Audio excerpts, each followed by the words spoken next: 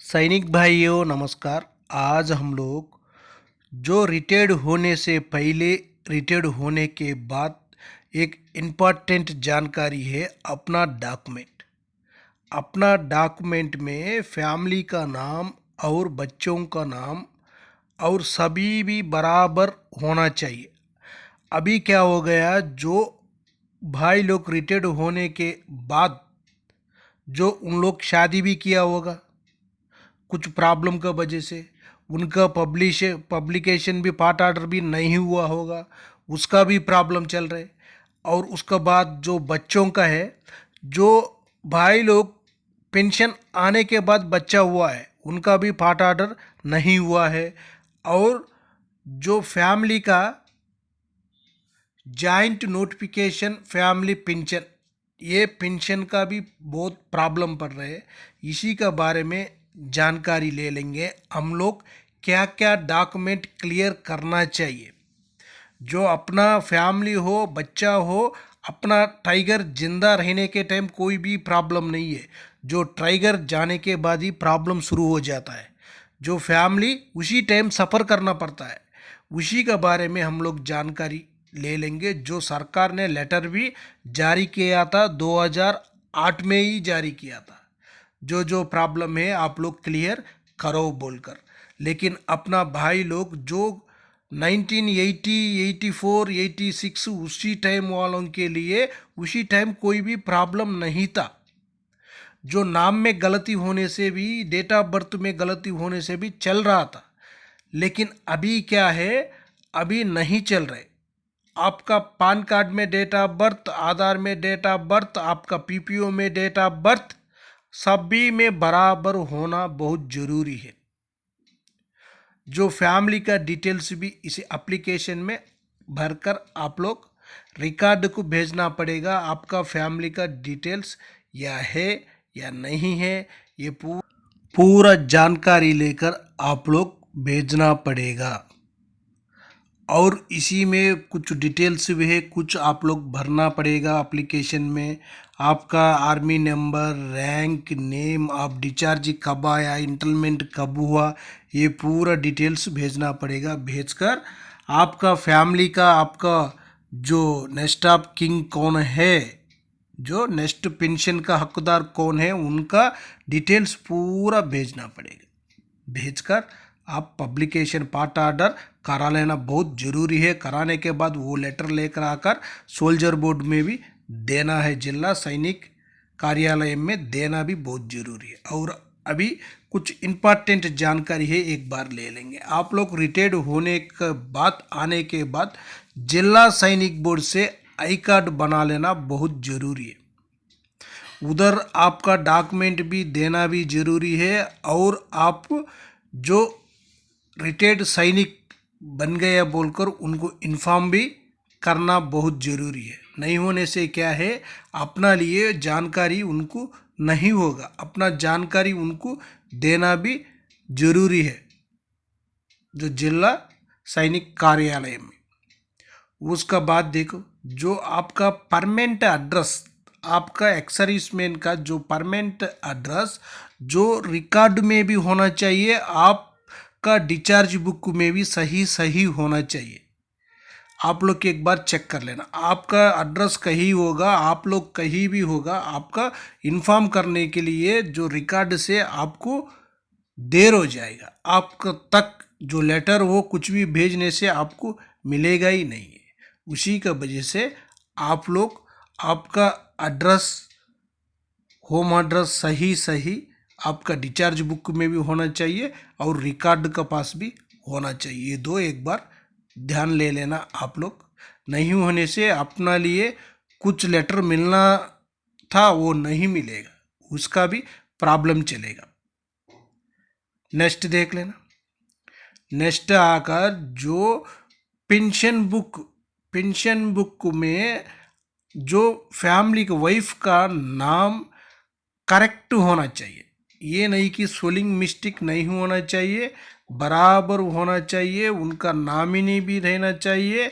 उसका बाद उनका जो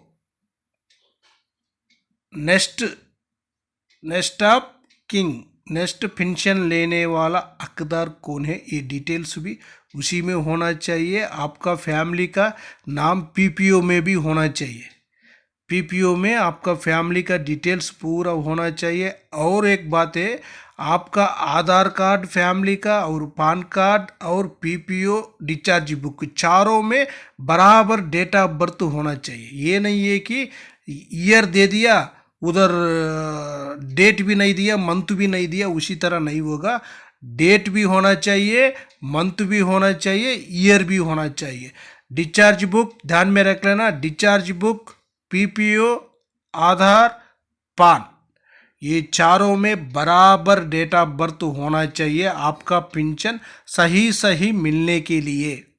इसी में नहीं होने से क्या हो जाएगा, आपको रिकॉर्ड पड़ेगा। आप ये पूरा देखभाल कर कर सही सीधा करने के लिए, सही सही करने के लिए पान कार्ड में सही करना पड़ेगा, आधार कार्ड में सही करना पड़ेगा, और डिस्चार्ज बुक में और पीपीओ में तो सही करने के लिए तो और भी बहुत देर लगेगा, 4-5 महीने का भी समय लग सकता है। उसी का वजह से आप लोग अभी से टाइगर जिंदा रहने के टाइम ही पूर्व कार्रवाई करना चाहिए। फैमिली के लिए प्रेशर नहीं होना चाहिए। हम लोग रहने के टाइम ही पूरा ठीक कर कर जाना बहुत जरूरी है। नहीं होने से क्या हो जाएगा, फैमिली को बहुत दिक्कत हो जाएगा, उनको कुछ भी जानकारी नहीं होगा वो करने के लिए।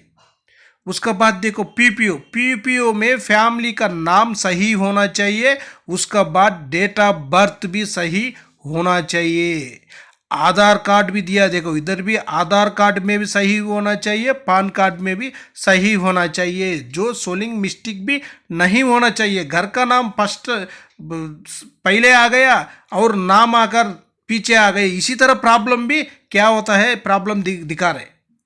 नाम तो पूरा सोलिंग मिस्टेक पूरा सही है, लेकिन क्या है, इनिशियल आ गया आगे आधार कार्ड में, पान कार्ड में आ गया इनिशियल बाद में, और डिस्चार्ज बुक में आ गया आगे इनिशियल, इसी तरह प्रॉब्लम होगा। ये भी प्रॉब्लम आप लोग ठीक करना बहुत जरूरी है।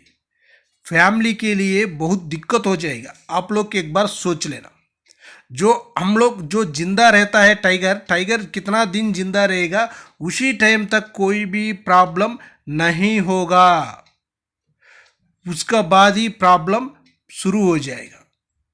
जो पीपीओ में वाइफ का डेट ऑफ बर्थ और एज ईयर उतना ही था पहले, जो अपना से जो 1980 81 वो 1990 में जो रिटायर्ड होकर आया था, उनका इसी तरह चल रहा था।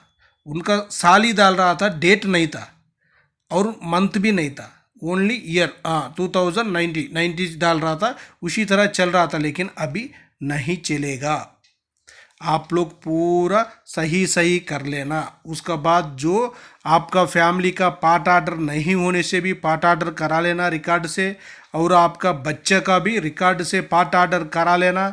नहीं होने से आपको दिक्कत पड़ेगा पीछे।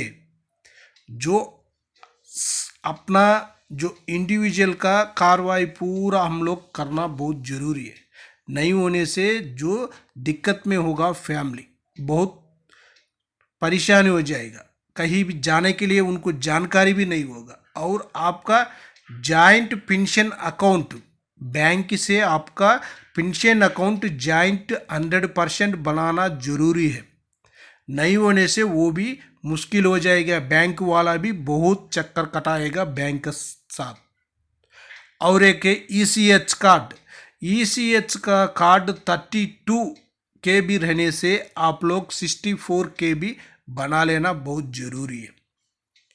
नहीं होने से आपको भी कहीं भी हॉस्पिटल में जाओ, आपका 32 KB होने से आपका कार्ड उधर इस्तेमाल नहीं होगा। अभी 64 KB इस्तेमाल हो रहे, आप लोग जल्दी से जल्दी कार्ड बना लेना बहुत ज़रूरी है। जो आपको मेडिकल का जो अलाउंस मिल रहा है उसको बंद करो, आप 64 KB का कार्ड बना लो। आपको कहीं भी हॉस्पिटल में जाकर हम लोग अपना हेल्थ का चेकअप करा सकता है, हेल्थ के बारे में भी उन लोग जानकारी भी ले सकता है, सभी भी कितना भी खर्च होने दो आप लोग पूरा कर सकता है। और अपना इंडिविजुअल का भी देख लेना, आपका आधार कार्ड में अलग होगा नाम, आपका पान कार्ड में भी अलग होगा, वो भी ठीक कर लेना बहुत ज़रूरी है।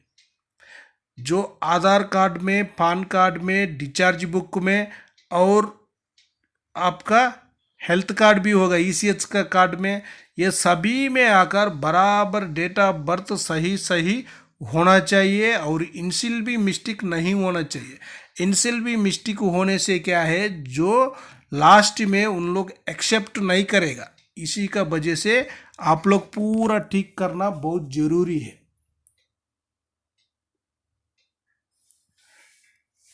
और एक बात है, आप रिटायर्ड होने के बाद शादी करने से वो पार्ट ऑर्डर भी कराना और इंफॉर्मेशन भी जो सोल्जर बोर्ड में भी देना और उसका बाद एजीआई में भी देना, एनजीआई में भी देना, एएफ जीआईएस उधर भी देना बहुत ज़रूरी है। नहीं होने से क्या है, जो जिसको पैसा मिलना था, जो एजीआई का पैसा वो नहीं मिलेगा। इसी तरह नहीं होना चाहिए, वो भी एक बार देखकर आप लोग क्लियर से कर लेना। जो बच्चों का भी पार्ट ऑर्डर करने से वो भी इन्फॉर्म, जो सोल्जर बोर्ड है उधर भी इन्फॉर्म करना चाहिए। आप रिटायर्ड होने के बाद बच्चा होने से उनका पार्ट ऑर्डर कराकर एक लेटर आप सोल्जर बोर्ड में भी इन्फॉर्म देना चाहिए। उनका पास भी आपका डिस्चार्ज बुक में भी जो पार्ट ऑर्डर का नंबर और बच्चों का नाम, डेट ऑफ बर्थ सही सही लिखा कर उसी में जो सोल्जर बोर्ड से उनका जो अधिकारी होता है उनसे स्टाम्प लेकर साइन भी लेकर रखना बहुत ज़रूरी है। नहीं होने से बाद में मुश्किल हो जाएगा। उसका बाद देखो, इसी में बहुत कुछ है, मैं कुछ कुछ ही बता रहा हूँ। आप लोग चाहे तो एक बार स्क्रीनशॉट लेकर जानकारी आराम से ले सकता है। इसमें बहुत कुछ है आप लोग जानकारी लेने के लिए। मैं ज़्यादा से ज़्यादा नहीं बता रहा हूँ, बुरका क्या हो जाएगा, अपना लिए लेंथ हो जाएगा वीडियो। उसी के वजह से आप लोग एक बार स्क्रीनशॉट लेकर जानकारी ले लेना। ओके फ्रेंड्स, ये वीडियो आपको पसंद आने से सब्सक्राइब करो, लाइक करो, शेयर करो। नेक्स्ट वीडियो में जय हिंद।